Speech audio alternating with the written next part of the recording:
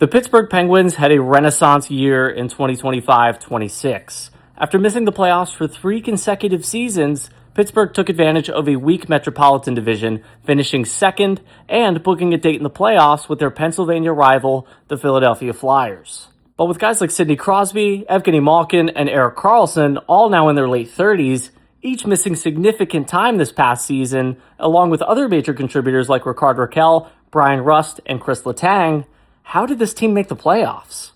It started with a brand new head coach in Dan Muse and a now experienced general manager in Kyle Dubas.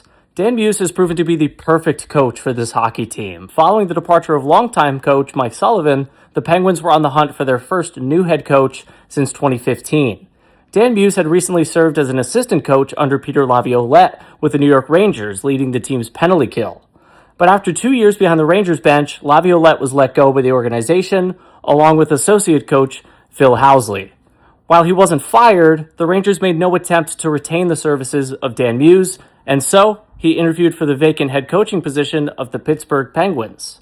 Muse advocates for an aggressive play style. He wants his teams to push the pace of the game and emphasizes the importance of special teams. The Penguins also believed in his ability to develop players. But with a roster comprised of nearly 20 players above the age of 28, what would be the point in a developmental head coach? Well, Kyle Dubas had a few young aces up his sleeve. The lightning-quick development of 18-year-old Ben Kindle, the brilliant acquisition and breakout season from Igor Chinakhov, along with the promise of youngsters Ville Koivunen and Rutger McGroarty, have given the Penguins a glimpse of hope for the future, despite their aging core.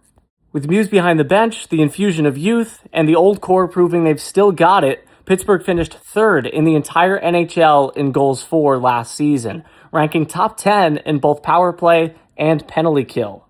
Another major contributing factor to the Penguins' success was their depth. Pittsburgh had 10 forwards and 4 defensemen score 30 or more points last season. Kyle Dubas found immense value in guys like Anthony Mantha, Tommy Novak, Justin Brazeau, Parker Wotherspoon, and Connor Dewar. Ryan Shea also had himself a career year. Shea did walk in free agency along with Anthony Mantha, but Dubas has done a fine job replacing them. Andrei Kuzmenko was brought in on a 1-year prove-it deal at just $5 million. Kuzmenko is a very interesting player. He's shown flashes of greatness on 3 separate occasions where he was one of the top offensive producers on his team. Then suddenly, he falls off, and the cycle repeats itself. But in an offense-driven system with other skilled Russians like Malkin and Chinakhov in the mix, I like this gamble by Kyle Dubas. Dubas also acquired Nick Robertson from the Toronto Maple Leafs in an attempt to fulfill his lifelong dream of making him a useful player. Veteran D-man Trevor Van Riemsdyk was brought in to replace Ryan Shea on the blue line, which is another move I actually like a lot. Van Riemsdyk is obviously older, but he's actually much better defensively and just as useful on the PK. Dubas also dealt defenseman Parker Wotherspoon to Vegas for Caden Korczak, another awesome move. Caden Korczak is analytically better than Wotherspoon offensively and defensively, and he's 4 years younger. He also has a 4-year extension that just kicked in this summer at just $3.25 million. Sam Girard still holds some value as a depth puck-moving defenseman, and Declan Carlisle is a serviceable depth defensive defenseman. There are obviously serious health concerns for Chris Letang, with a serious decline in his play as well, but it's one of those situations where you owe it to him to let him go out on his own terms. Erik Karlsson also isn't getting any younger, but he's still not showing any signs of slowing down. Shifting focus to the Penguins' goaltending, they've got their tandem locked up, at least for this season. Artur Shilovs is absolutely brutal. He holds a 12% wins above replacement, which for context is worse than Stuart Skinner and even worse than Tristan Jarry.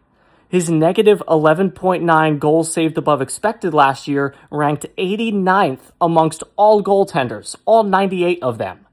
His baseline stats of an .887 save percentage and a 3.07 goals against average are also not pretty. His numbers were great in the playoffs, but it's an extremely small sample size of just 3 games. I've seen a lot of comments from Penguins fans raving about Shilovs. I'm not sure if it's just that they're used to poor goaltending, but there is no evidence of Shilovs being a good goaltender, besides a couple highlight reel saves seen on YouTube. The Penguins outscored a lot of their problems last season, and Shilovs was one of them. Their backup this season, 22-year-old Sergei Murashov. Murashov got a brief taste of NHL action last season and was okay, but he shined in the AHL. A 2.2 goals against average and a .919 save percentage in the regular season, and a 2.11 goals against and a .931 save percentage in the playoffs. It'll be very interesting to see what he's capable of as a full-time NHLer this season. Looking at Pittsburgh's forward core as a whole, it's largely unchanged from last year. The top six is identical, keeping that line of Chinakhov, Novak, and Malkin together that clicked so well through the back half of last season. Their bottom six depth is also still intact, with the additions of Kuzmenko and Robertson in hopes to add even more offense.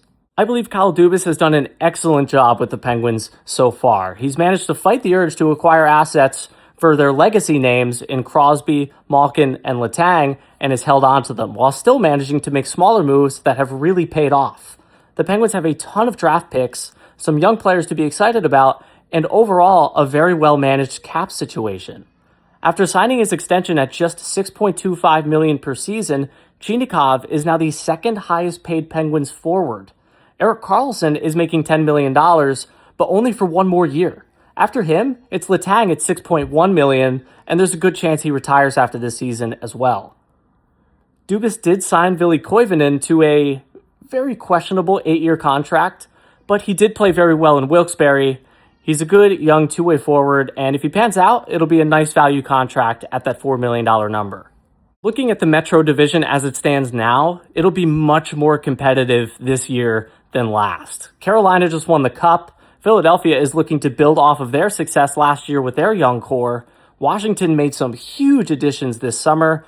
Columbus, the Islanders have Matthew Schaefer. If Jack Hughes is healthy, the Devils will be competitive. And the Rangers, if healthy, shouldn't be as horrible as they were last year. You can't really hope for a wildcard spot either, because the Atlantic is even more terrifying. It's going to be war trying to make the playoffs in the Eastern Conference next season. And with an aging core, a few gamble acquisitions, and an unproven goaltending tandem, I'm not going to pencil the Penguins into my playoff predictions just yet. There are too many great teams in the East with far greater firepower and much fewer question marks. But if I'm a Penguins fan, I am not concerned. I trust Kyle Dubas, and there is hope for the future.